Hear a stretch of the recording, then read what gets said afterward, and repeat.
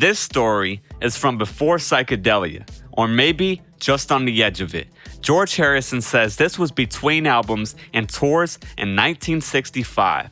After researching, I learned this would have happened between the album Help alongside the accompanying summer 1965 US tour, followed by the release of Rubber Soul and a trip to the UK and its support in winter 1965. So, the time frame we're looking at is from the start of September to the end of November 1965. George and his then-girlfriend, Patty Boyd, who didn't become his wife until January 1966, and John Lennon and his wife, Cynthia, were dinner guests of their dentist, who stayed anonymous to this day for reasons that will become clear later. After everyone had eaten dinner, coffee was served at some point. George, Patty, John, and Cynthia didn't know that the dentist and his then-girlfriend put an unknown amount of LSD in their guest's coffee. As everyone knows, the drug has no color, smell, or consistency. With an eyedropper or on small tabs of absorbent paper, it is easy to give a dose in sugar cubes. I think an eyedropper was used to measure out the coffee for the two Beatles and their wives. When George and John told the story, they didn't know specifics about how or how much, so it seems likely that the dentist used an eyedropper to measure the coffee in the kitchen. As they talked at dinner, the dentist and his girlfriend waited and watched to see how the drug would make them feel as it started to work. The dentist seemed interested in LSD and decided to use two Beatles and their girlfriends as test subjects and lab rats. Looking back, this was unethical and unprofessional of him, but the CIA was doing similar things to test subjects, with or without their knowledge or consent. They did this in the military, in prisons, mental health hospital wards, and with students at universities and colleges who volunteered to be tested. As the night went on, George said he had to leave immediately to get a small restaurant/nightclub called the Pickwick to see a show. Klaus Vormann, an old friend of the Beatles from Hamburg, was in a small group with Gibson Kemp, the drummer who replaced Ringo and Rory Storm in the Hurricanes after the Beatles got him to leave, and another guy named Patty. George could see that it was getting late and that it was time to move on to the club to find Klaus and his friends. Ringo was also supposed to meet them there. Where was Paul through it all? Not sure, but his absence in the story stands out. But the dentist and his girlfriend didn't want to let go of John and George. The drug hadn't started to work yet, and the dentist wasn't sure if it was safe for them to drive if they got high by accident. By letting them go, he gave up control of his risky experiment. So he and his girlfriend kept putting them off with tricks and excuses about this, that, and the other. The dentist would tell people, at least finish your coffee. George was the loudest about wanting to leave, telling John, come on, let's go, they're about to leave soon. According to George, the dentist insisted that they all stay.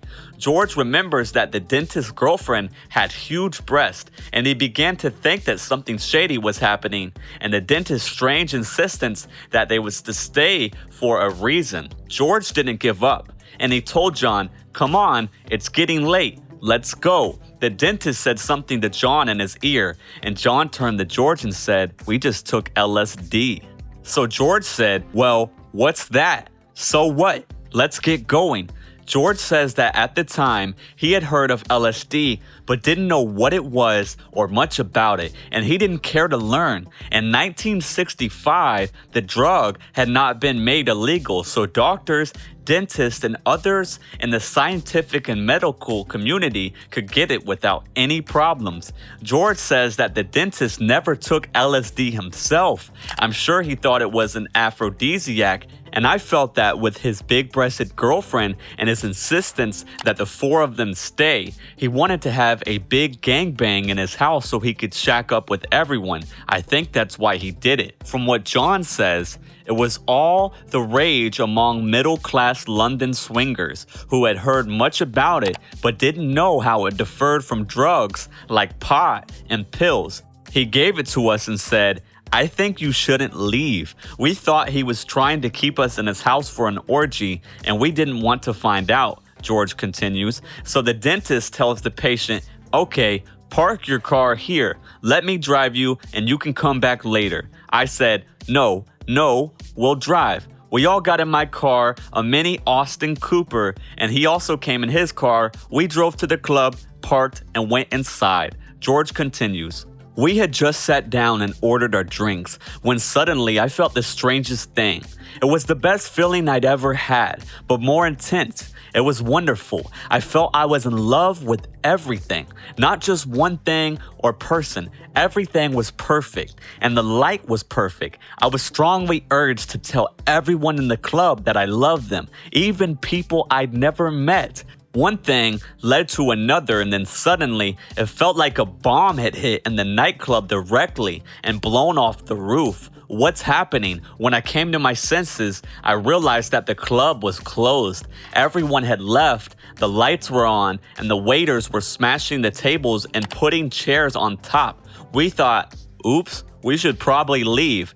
We got up and went to the Ad-Lib Club, another club. We walked because it wasn't far, but things weren't the same as they used to be. It was a lot like Alice in Wonderland, with so many strange things. I remember that Patty tried to break a shop window in a half-serious, half-crazy way, and I told her, come on, don't be stupid. And when we turned the corner, we saw nothing but lights and taxis. It looked like a big movie premiere, but it was probably just the usual entrance to a nightclub with everyone wearing thick, mask-like makeup. It seemed very bright, very strange.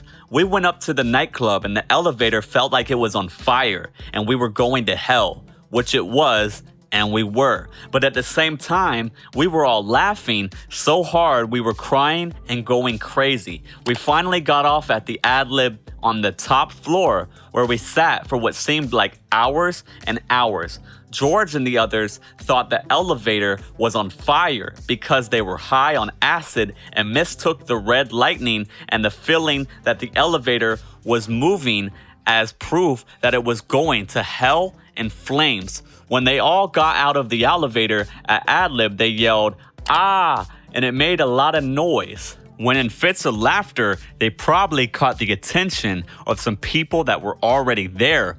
George continues, when morning came, I drove everyone home. John, Cynthia, and Patty were in a Mini that I was driving. I thought we were going 18 miles per hour, and I had to focus because sometimes I felt normal. And then before I knew where I was, everything was crazy again. We got home safely, and John and Cynthia also got home at some point. I went to bed and didn't move for what seemed like 3 years. George's ability to get everyone home safely, even though he was driving slower than usual, shows how hard he was trying. On the way home, they drove by a football field with goalposts, and Patty, who was high at the time, suggested that they all play football on the field, but George kept driving everyone home because he knew that was the right thing to do. John said about the experience, it was crazy to ride it around London. He remembers that the dentist was there and he was very nervous while the rest were laughing uncontrollably and seeing crazy things. He recalled that Patty yelled in the street that she wanted to break a window. He also remembers that George said the entrance to the building that the house, the Ad-Lib Club, looked like a movie premiere, but it was probably just a normal lit entrance. He thinks back to when they were in the elevator and thought it was on fire. They all ran out of the elevator screaming like crazy people. He also remembers how they all sat at a table at the Ad-Lib and how, even though it was a round table, it seemed to get longer, making the people on the other side of him seem very far away. When he read about how the opium makes people feel and how the table gets longer, he thought, fuck, it's happening. He remembers that a singer at the club asked him, may I sit by you? To which he replied, only if you don't talk, because he couldn't think of anything else to say.